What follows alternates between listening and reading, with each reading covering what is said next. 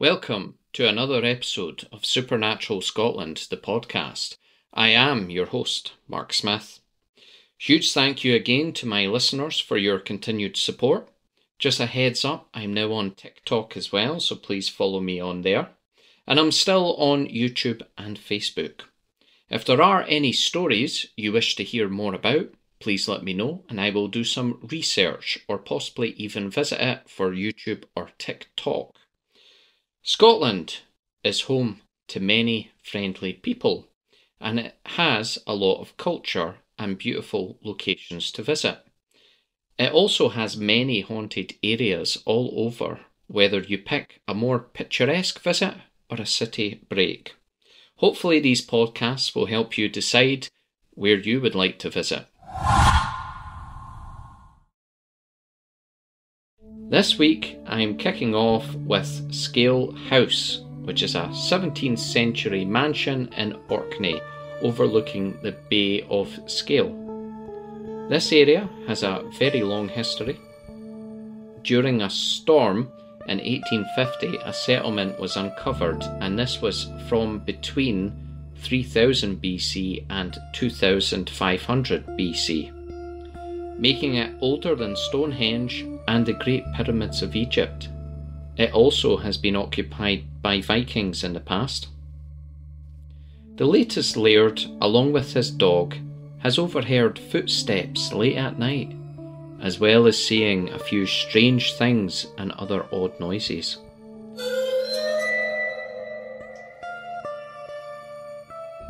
An ancient burial ground was also discovered right underneath the floorboards of the house. After they carbon dated and confirmed these to be ancient, they were left to their eternal rest and the floorboards were replaced.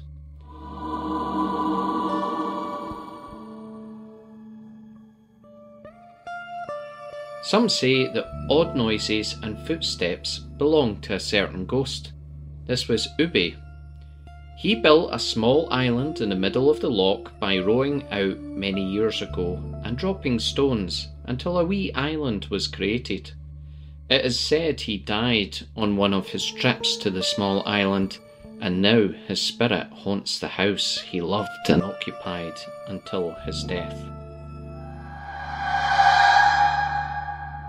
Staff have reported seeing a reflection of a man in a shop, but when they checked, no one was there.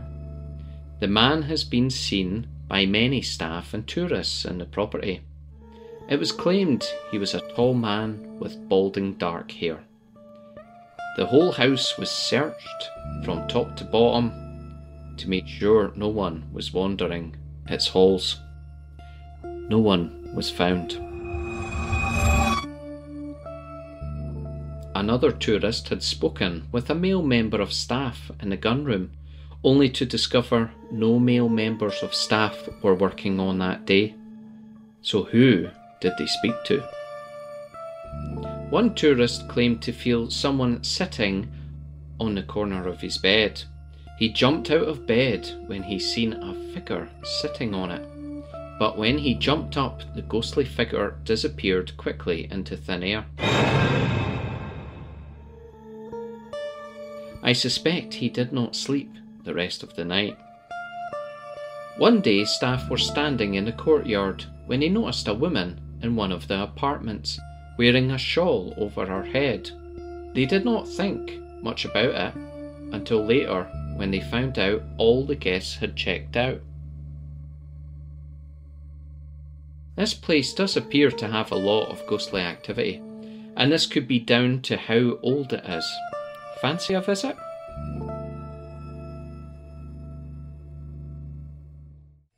Our second location is Glamis Castle. It has been around for over 600 years. There are claims this is the most haunted castle in Scotland. This castle is in a stunning location surrounded by the Grampian Mountains. This could be a castle from a fantasy movie with its towers and mysterious rooms. Much of the castle was rebuilt in the 17th century, and this gives it a French chateau look. In the early 20th century, it was the childhood home of the Queen Mother. It is haunted by a young page boy who haunts the Queen Mother's sitting room. He was a mischievous boy who got into a lot of trouble for his pranks. They would make him sit on a stone seat to think about the things he had done. One tragic winter night, he was again sitting on the stone. When everyone had went to bed and forgot about the boy, on the one occasion he actually listened, he sat here all night and was sadly found frozen to death.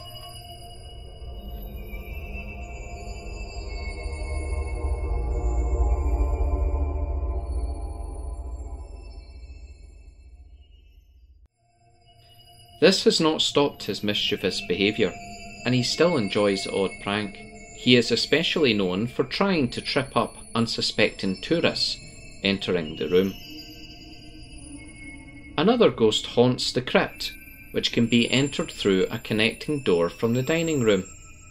One of the most interesting and exciting rooms in the whole castle is a secret chamber.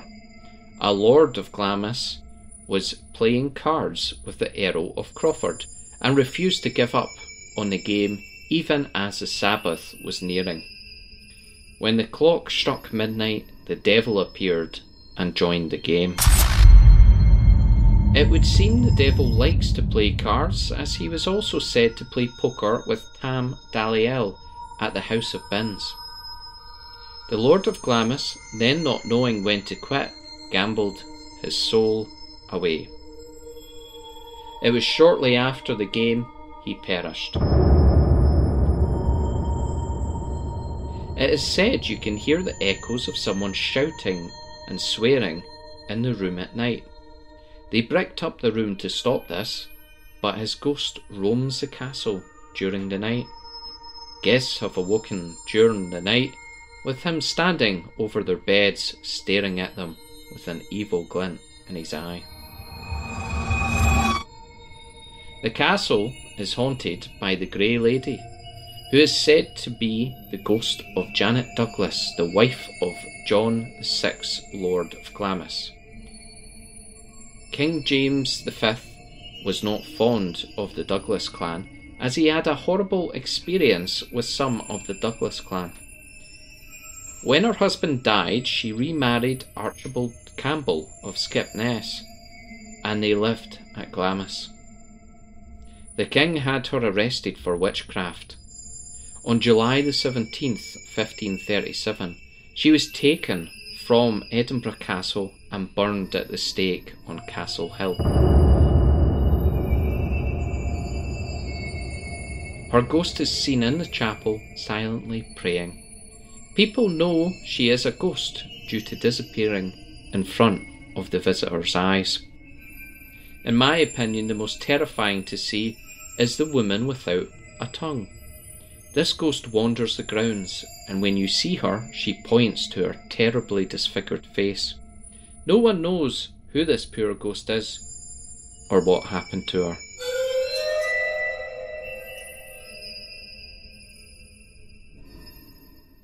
It's time for our creature feature.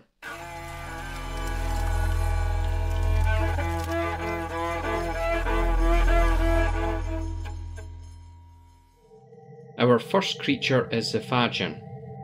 Probably the most bizarre creature of Scottish folklore, the Fadgen is a large monster or giant which has one eye in the middle of its face, a lot like a cyclops. Makes me wonder if it's a distant relation. What makes this creature really bizarre is the fact it only has one large hand, and this is in the centre of its torso. It also has one single leg, again in the centre of its bottom half, and it hops about on this one leg. Don't let this fool you. It is said to have great agility on its one leg.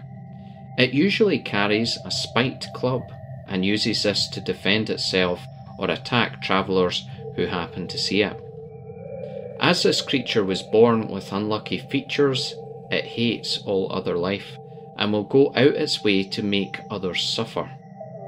It will destroy whole farms, and it is said to be able to do so in one day. This creature does not hibernate, so can cause chaos all year round. So be careful where you travel, as you do not want to run into the Fadgen. Our second creature of this episode is the Trow. A Trow is an evil or very mischievous fairy or spirit from the Orkney and Shetland Islands. They can appear either very short or as a huge monster. These creatures are nocturnal, and the lair of the Trow is usually a large mound of earth. They do love music and have often kidnapped an unsuspecting musician to their dens to play them music. A Trow is considered bad luck, so our Scottish ancestors would not mention or discuss Trows in case this brought them bad luck.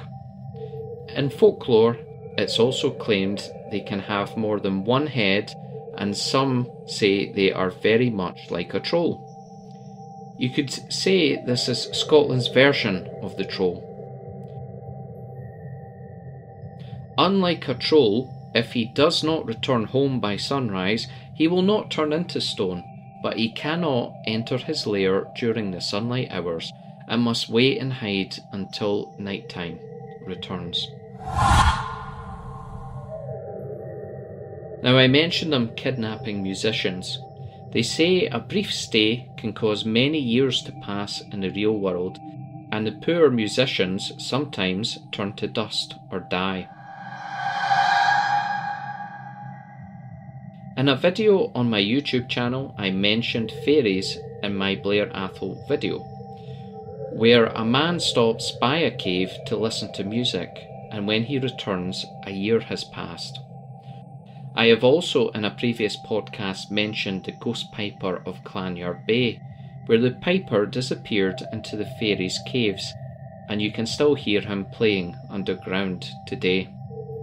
Perhaps there is something to be said for this theory. Fairies of all sorts have been a massive part of Scottish folklore, so be careful playing music out in the countryside at night, and be wary of caves, as you do not know how much time may pass. And that is the end of this episode. Thanks again for listening. Goodbye.